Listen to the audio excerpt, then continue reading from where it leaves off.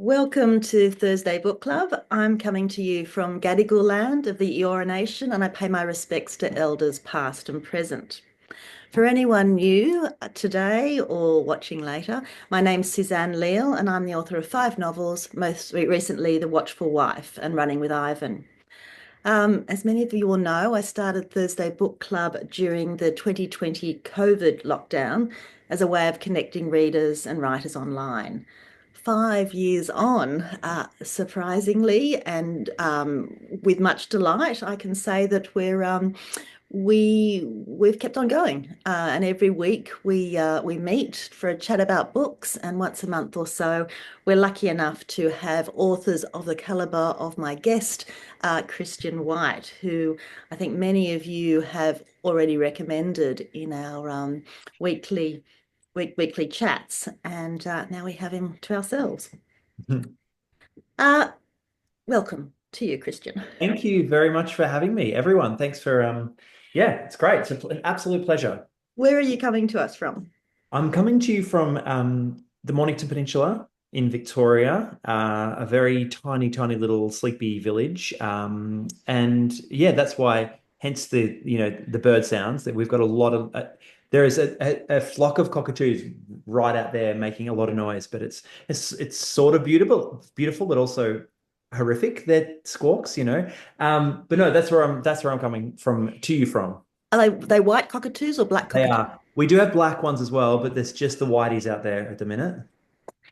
Excellent. I love the black ones particularly. I Mm, think they're so unusual. And gangs. My friends who love gangs. mm. This is your book, Christian. This is the advanced You've copy got of the it. advanced one. Yep, I see Yes, it. yes. So I've had that since last year. Now my understanding is the Ledge came out in October Mm. last year. Yes, I think technically late September, but essentially October. That's right. And has it changed from the advanced copy? Has the cover stayed mostly the I same? think the cover's the same. Yeah, I think so. Yeah, I'm pretty sure it's exactly the same. But it takes up the whole cover now rather than that weird little box. Of course. And that glossy finish is gone. I'm happy to say it's a nice matte finish. And in different territories, have they kept the cover, the original cover, or All I've seen is the Australian one so far, so that's the only one. I've got a feeling that they usually change them regardless. And actually, that's one of the cool things. One of the cool things about everything, I guess, about writing books. But one of the cool things is when you see the covers from other countries and you see what I guess appeals to people of other cultures. It's really, and sometimes it's really, really cool. My the French cover of The Nowhere Child is this really cool pastel little sort of painting, this beautiful, doesn't represent what the book's about really, but it's still really cool. And then my UK one was this terrible sort of fiery orange one, but you just kind of have to trust them that they know what they're doing. yeah, it's interesting because a cover means so much, doesn't it? Particularly in a territory where you may not be known as much as you are Mm. English speaking world, because you want people to pick it up. So you'd assume that the Yeah. designers um, have that in mind. Yeah, it's one of those things where you know, you get an input into everything, of course, but I always just sort of defer to the experts. What looks they know what they're doing. Same with things like you get the auditions for the narrator, the audible narrator, audio narrator, and they'll send you like, maybe the three top ones, but they'll say, but but please just choose number one because that's who we're choosing. And I will always just sort of, generally, unless I feel very strongly about it, I'll agree and let them. And there might be, I might have maybe they'll show me two or three covers from somewhere, and I think one I like more. But if they say a different one, I'll just let them do it because I really don't know. I handle the stuff inside, but really the covers aren't my forte. I remember early on with, I think, my book, The Teacher's Secret, my publisher, Jane Polframan, wrote me an email copying in my agent saying, sales and marketing really, really, really love this cover and this title. What do you think? So I rang up my my agent and I said, "What do I think, Margaret?" And she said, "You love it, Suzanne. Yeah. Really, Yeah. really love it." Well, my publisher stopped sending my Australian publisher stopped sending me covers because they would send me this, this PDF that's got, I don't know, 6 or 10 or 12 covers on it. And I just liked every single one. Oh, it's amazing. Oh, they're all fantastic. And then it's just, you're quite useless. And then actually with I think it was Wife and the Widow, they did it again. And my then publisher Martin said, can you just put my wife, can you just put some on the phone? And she got on and she chose, she was like, that one's good, that one's not. And yeah, I'm completely useless. Excellent. The Ledge. It's a great title. There is so much that it does say and that it doesn't say. Whose title was that? Yours, or did That someone? that that was mine. And actually early on, we all decided that it was a bit of a we thought it was a bit of a boring title, and we thought, okay, well, we'll do that as the working title. And I remember thinking, all right, if it's called The Ledge, something's gone wrong. We haven't come up with the right title. But then the more we kind of used it and the more we said it, it works on a couple of different levels. There's a literal ledge in it, and it's this sort of metaphorical ledge that we walk out on. So it just kind of stuck.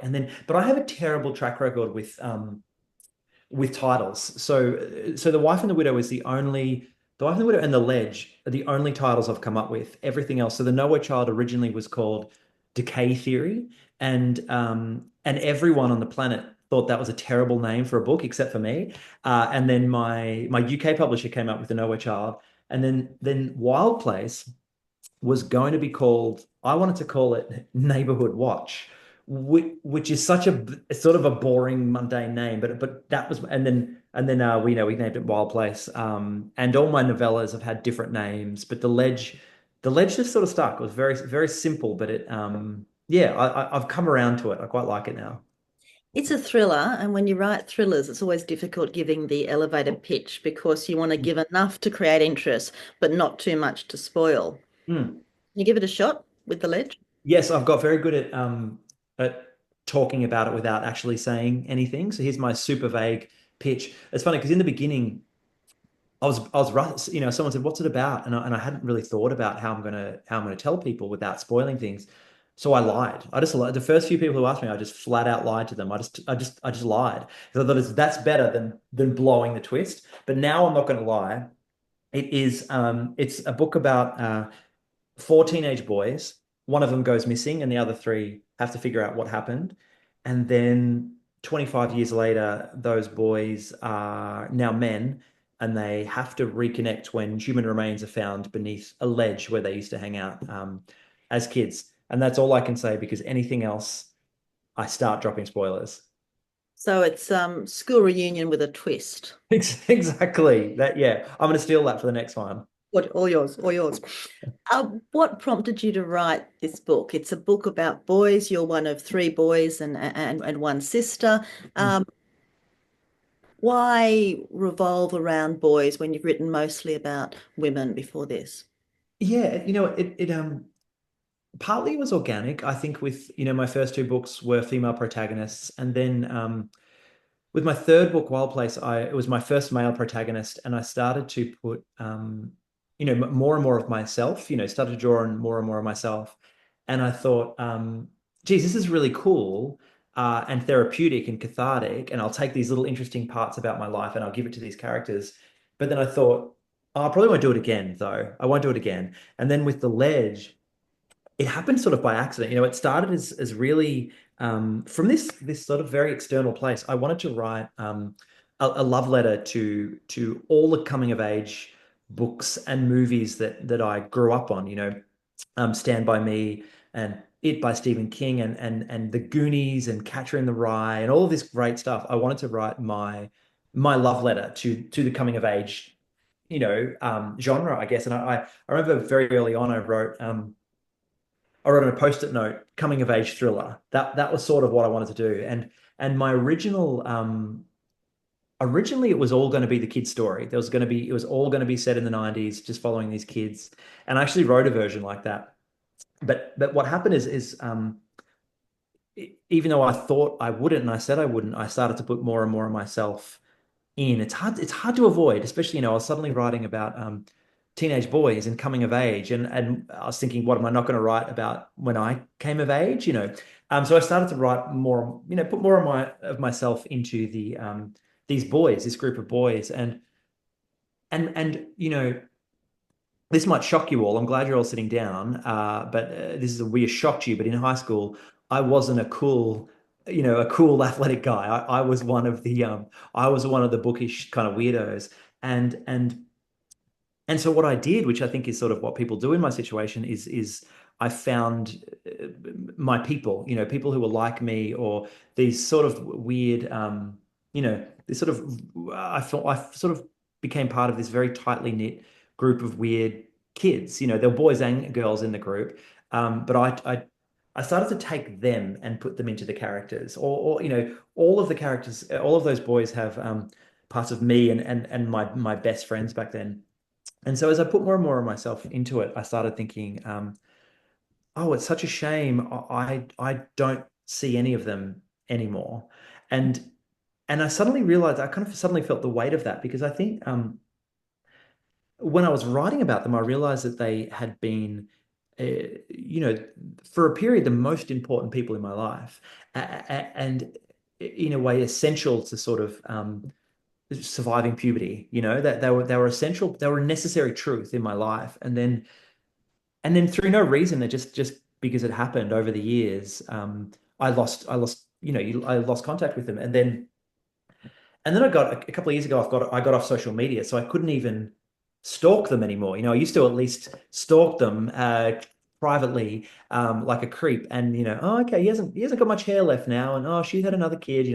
I couldn't even do that, and I kind of got a bit sort of bummed out about that. And I thought, oh, I wonder if that will happen to these boys, and if it does, I wonder what would bring them together, and what that would be like. And I just sort of then I sat down and wrote what ended up being the first chapter in the book, which is from the perspective of a 43-year-old thriller writer. So I really dug deep with my protagonist, way outside my life experience. It's essentially, a version of me, in modern day, getting this news that oh, human remains have been found, and then that kicks off the story. And then, of course, what I had to do then is go back and completely rewrite the kid's story, so it seemed like I knew what I was doing from the beginning, which I absolutely didn't. You do a lot of this past and present Mm. intertwined. Is that generally something that you will intertwine as you write, or do you write, as you've said now, one straight narrative, then another one? Do you have any formula for it, or is it organic? I this was a little bit different because I'd written so much of the kid's story, but then I did go back and I completely started again, and some of it stuck with me, but I had to start again because I have to alternate. I write in chronological order. The way you read it, that's how I write it, and I really like. I think when you're cutting between storylines or between timelines and things like that, perspectives, naively, I used to think, because I started it with the Noah Child, and the reason I started it naively, I thought, oh God, 80,000 words, 100,000 words, that's so many. But if I just write two stories, I only have to write two mini novels. And what I realized very quickly is that no, they're not different stories. Every chapter has to feed into the next. So, I'll I'm very much right chronologically, and I'll reveal something in the past that then I can talk about in the future, or I'll reveal something in that future chapter that then I can explore in the past. So it feels, so there's a real cause and effect, even though it's happening decades apart. There's a real cause and effect, and it's a way of sort of keeping the reader on their toes as well. I think uh, a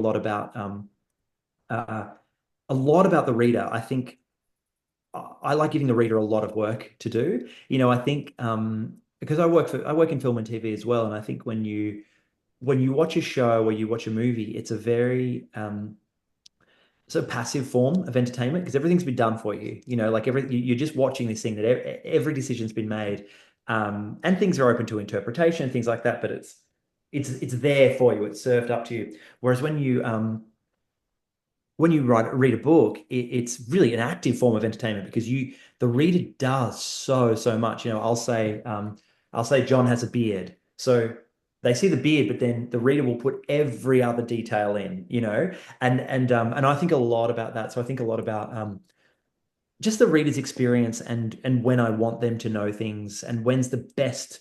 I'll often have a list of sort of reveals and twists, and when is the best place to reveal each of those, and then I what's going to keep the reader off guard, and then when do I give them a bit of a breather, and then when do I make them think this, and hopefully they think what I want them to think and not the truth is. So that'll yeah, that's my very long-winded way of saying I think they need to kind of interconnect. You can come in, sweetheart. You say goodnight. Oh, she's shy. Okay. Do you want to Do you go want, out and say, do you want to go out and say goodnight? And then I'll say a quick. Do you want to come out and say a quick goodnight? hello. You don't have to, sweetheart. I'm going to quickly step out and say Right. goodnight. Be Sit right back. up. Good night. Love you. Love you.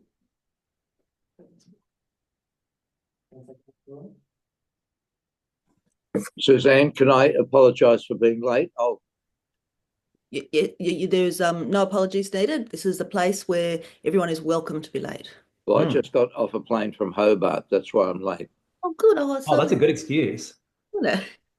I'm apologising, Christian, for being late. Oh, Apologies.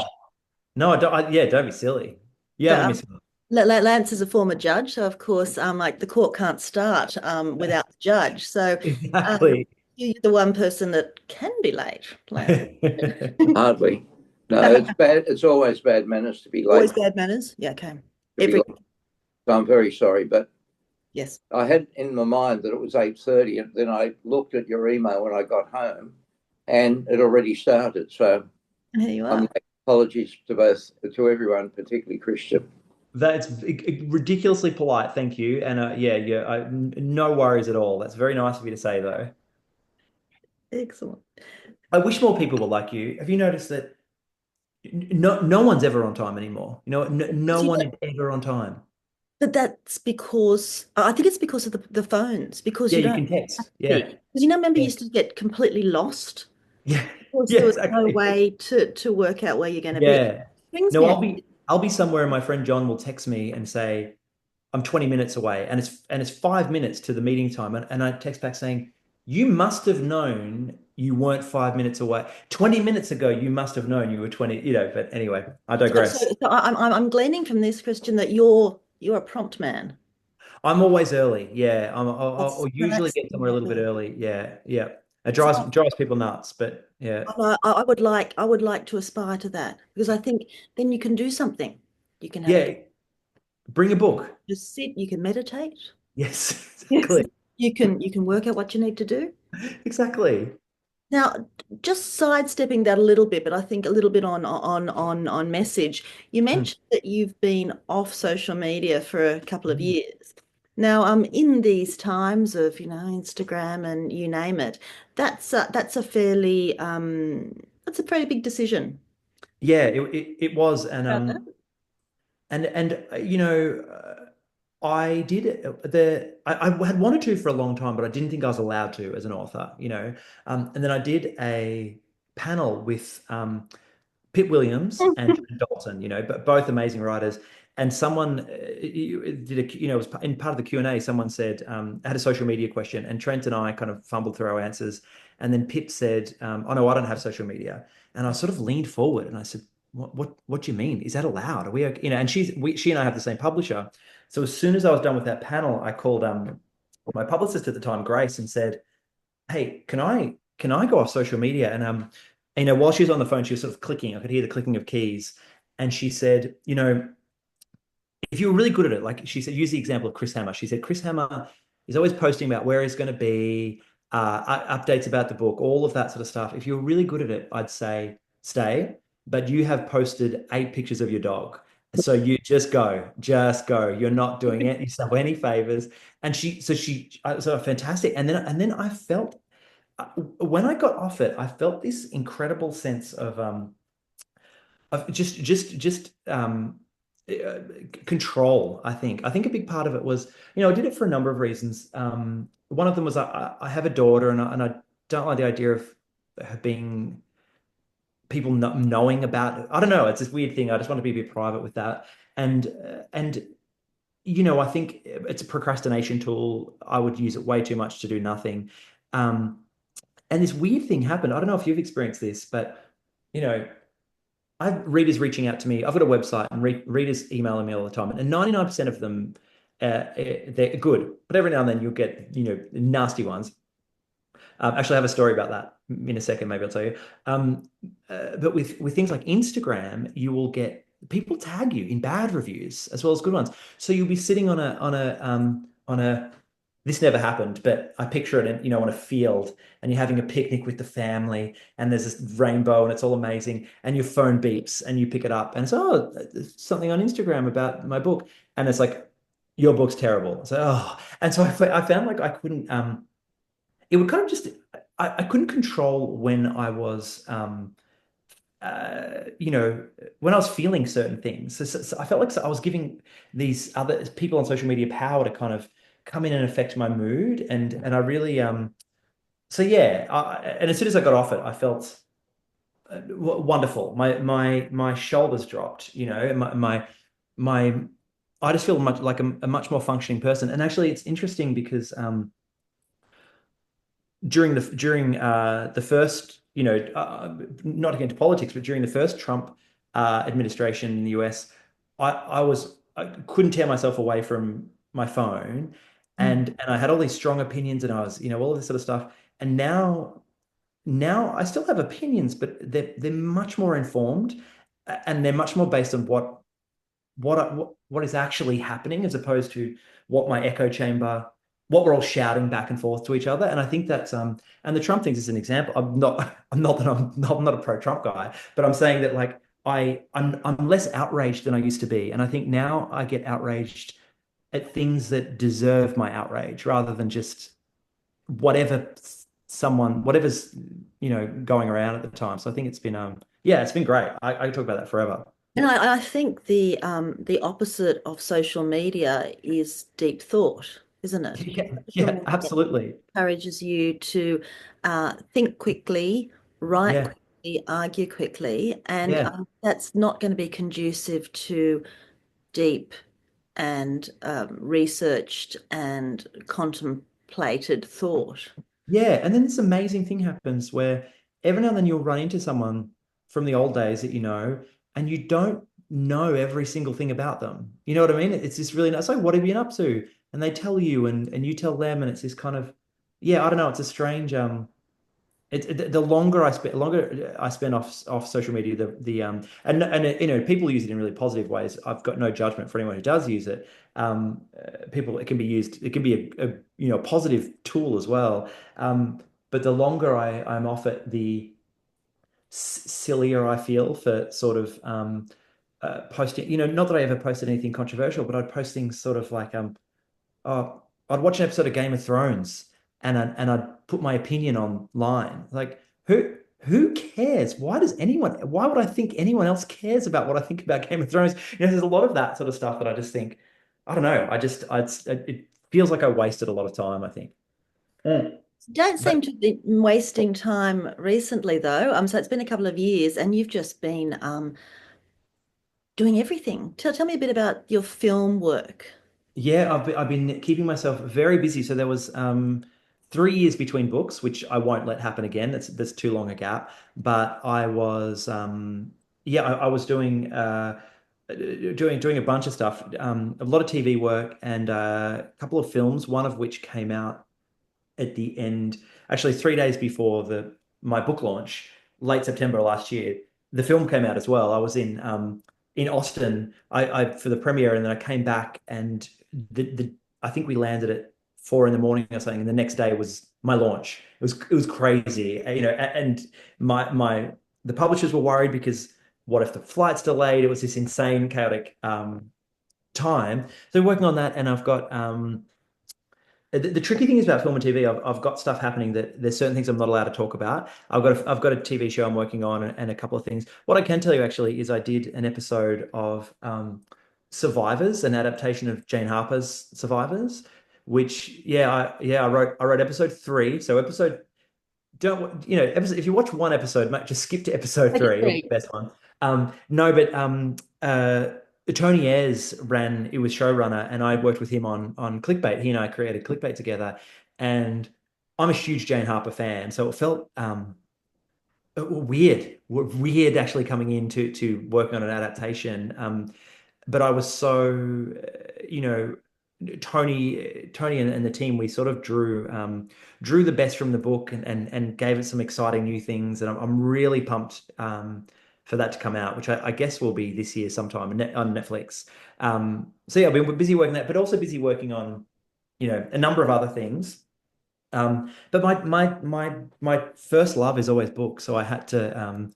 I knew I wanted to come back, and I always knew I was going to. I was just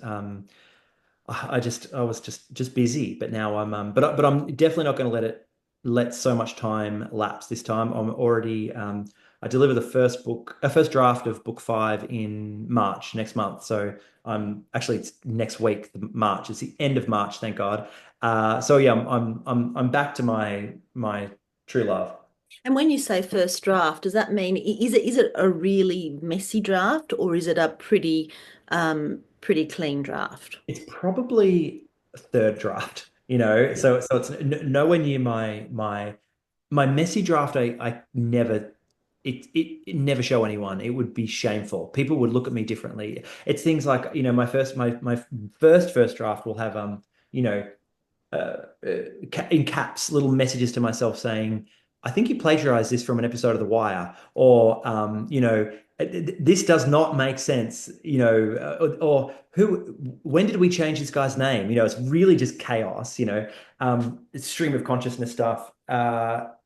So it's really my third draft, but I'm getting better at, you know, one of the big things I learned when I first got published was not to wait until your work is perfect to show people. I with the first book, I must have reread it 70 times, and it was still full of typos. Apparently, I spelt waste the wrong way every time, and every other scene there was someone walking on dead leaves, dead crunchy leaves. I must have really been into that because I put it in every scene, and to the point where actually on my launch, my publisher got me a bag of dead leaves. Um, so yeah, I'm getting better at delivering that draft. It's sort of closer to a bit more rough, and a bit more, it's like in the past I was described it as, it's the first time standing naked in front of someone, and you kind of like, I've been hiding this. I've been wearing black because it's slimming. This is me though. This is the truth. I can't hide behind anything. But it's really it's a vulnerable thing. But I'm lucky that I sort of, I trust the people that I give that draft to. So yeah, it'll be in pretty good shape, but not far from finished, far from perfect. So we can expect that one out later this year, early next year. Possibly, yeah. It'll depend on how much work needs to be done. I think my publishers would love it to come out Christmas this year, but I'm sort of trying to pad it a little bit and push it a little bit into next year because I'm very, very lazy, and I have just done a book tour, so I'm sort of putting that off. But no, probably this year. Well, a 50-50. It might be Christmas this year, otherwise next. Okay, we'll watch this space. Yes. Um, at Thursday Book Club, we like book recommendations, and you've sent me 3. So Yes. I'm going to ask you quickly to defend your Yeah. choice, Christian. Brilliant. The Beach by Alex Garland. I haven't read that. Tell me about that. It's a I guess it's a kind of it'd probably be classified as a thriller in a strange way. It's written in the 90s, set in the 90s, about this group of backpackers who have formed this little community on a secret island, and you're following. The first chunk of it is this amazing protagonist who was the first protagonist I ever read that was so me. I think there was something about me being a similar age to the protagonist at the time I read it. There's something really there's some sort of connection, but this amazing protagonist, Richard, and he at the first night he's staying in Thailand, and he's next door. He's staying in a terrible, hostel, and the next door neighbor kills himself, and he leaves Richard a map to the beach, and so Richard just gathers some people, and they follow this map to this amazing beach, and it's this incredible book. I won't spoil it too much, but if anyone hasn't read it, seriously go and buy it. It's one of the greatest books ever written. They made Danny Boyle made a movie about it, which is fine, but don't watch the movie. It's got Leonardo DiCaprio in it, which who I love, but that is not in the book, Richard is this scrawny English guy, and they change it to this super handsome American guy. So yeah, that's absolutely incredible. But also, Alex Garland, he published that I think at 26 or 27, and I sort of decided I wanted to be a published writer. I want to be a bestseller at about 17 years old, and I thought, oh, let's do what Alex Garland did. I'll be a best-selling author by, and I brought it forward a bit. I said 25. I'll be there by 25. Alex Garland was 26. I'll beat him, and of course I didn't. I was 37 when I got published. But that it's got that really youthful energy. And Alex Garland is an amazing man. He's gone on to he's sort of gone on to a career in film. He wrote 28 Days Later and Sunshine, and now he's an amazing director. Most recently, he wrote and directed Civil War. He's this incredibly thoughtful, cool guy. And yeah, that's a great book. I cannot recommend it enough. And I reread it probably used to be once a year. Now it's probably once every 2 years. I'll reread it. Wow. It by Stephen King. It by Stephen King is one of those coming of age books that I read I read as I was coming of age, and it is a bloated, flawed book. There's certain parts of it that you cannot defend, but God, it is so when it's good, it is so good. It's powerful and emotional, and it kind of I don't think it's Stephen King's best. My favorite of his is probably Salem's Lot, but it's just one of those things that I'll reread over and over, and it just captures it captures what it was to be a kid, and it really, and The Ledge would not have been possible without it. It and The Body, which got turned into Stand By Me, two Stephen King things that were just hugely influential in my life. And Steve, it is one of those things where it's this wide, it's so dense and terrifying and silly at times, and there's weird stuff in there. It's just one of those reads that is just, I don't know, beautiful. It's just a beauty. It's a horror book about a killer clown, but it's beautiful if you can believe it. So yeah, that's yeah, read it if you haven't read it. And the third recommendation is from your stablemate, Anna Downs, and it's her book, Red River Road. Yes, yeah. So it's her most recent book.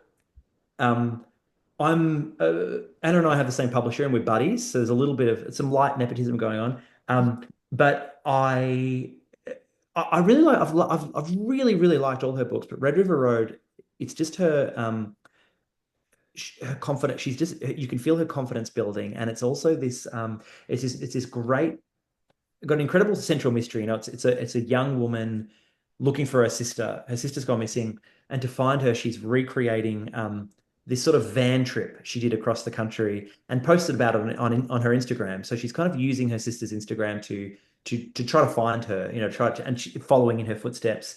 Um, and it's just really, so you've got this great central mystery, this story engine, because you're constantly trying to figure out what happened, but it's also really spooky. It's spooky in the same way Wolf Creek was spooky. There's that kind of outback Australia eerie spookiness to it that that I always enjoy. Well, actually, I don't always enjoy it. You know, I like it when it's done well. This is done particularly well, and I think part of that is Anna she lives in Australia, but she's English, so I think she has this kind of different perspective on it. And yeah, it's just a really I can't tell you any more about the plot because it things happen, and I hate doing this because I hate it when people do it to me. But it does have a great twist, and so that, and of course I won't say anything more, but yeah, it's worth the read for the twist. Fantastic. And just before we let you go, Christian, a job. Could you give me a number choose a number between 1 and 10, please? Oh, sure. Six. Okay. All will be clear in a moment. Intriguing. So, so what I am doing is this is a special raffle, a Thursday book club raffle, and having used 6 as the number, I'm proud to announce that Jane Smith is the winner of our Thursday book club giveaway, which I suspect might be something by our guest, Christian White. So, yeah, Congratulations, Jane. and Jane herself is a writer, and she has a book Oh, launch coming up later this year. So, oh, excellent. I'll keep an eye out for it. Jane Smith. in Brisbane, yes, yeah, great work. I've just finished one of her historical novels, very Mm, fabulously researched and compelling. I mean, it's hard to keep um, historical novels, because you've got to be so careful with the accuracy as well yeah, to keep the plot driven and compelling. But she has. yeah. Oh, amazing. Good job. Good job, So Jane. if you could send me your address, please, and I'll send that off to Tace, who is Christian's publicist. And congratulations. Yeah. Great, thank you. That's great. I'm Excellent. looking forward to getting it. Fantastic. Good, good. Oh, I didn't we didn't leave time for questions. If you got questions, it's too late. But but if you've got a very desperate question, perhaps you could pop it in an email and I could send it to Christian. And if he has time in his busy schedule, perhaps he might answer it. Of course. Yeah, of course. Fantastic. That's Thank gone you. so fast. That flew by. It was quick, wasn't it? Yeah. Yeah. So Yeah. try and keep this to a manageable time so people can just pop in and Yep. still got the evening ahead. And will you have a sleeping daughter now, or we have a Yes. Oh, yeah. She'll be asleep right now, so I will drift out and watch a show, watch an episode of something with Sam, my wife, and then and yeah, easy. Oh, she's got the hard job tonight. I wish I did this every night. I You know, don't. yeah, Nothing better than the bed bath. Nothing worse than the bed bath sleep. exactly. The teeth brushing. That's what's killing me. Getting her to brush her teeth. It's the oh my gosh, drives me nuts. Hmm. On that note, congratulations, Christian White, on this fabulous book, The Ledge, and we'll look forward to your next incarnation on whichever medium comes first. Thank you so much. Thanks for having me. Thanks everyone for coming. It's been great. See you next week, everyone. Thanks for going, Christian. Bye. Bye.